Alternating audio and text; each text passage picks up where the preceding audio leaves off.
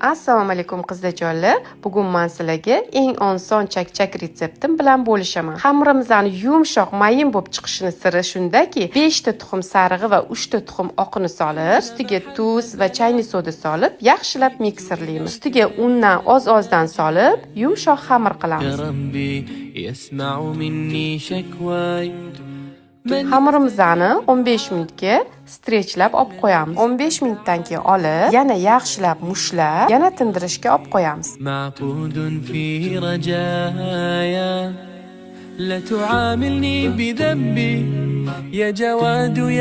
Xamirimiz tinguncha qiyom tayyorlab olamiz. Shakar ustiga suv solib qaynatib olamiz.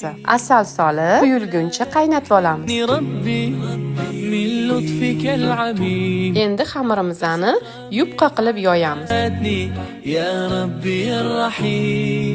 Xamirimiz yarmiga yog' surib, ikkinchi yarmini ustiga yopamiz. Salomka shaklida to'g'rab olamiz. Qizib turgan yog'da chakchaklarimizni pishirib olamiz.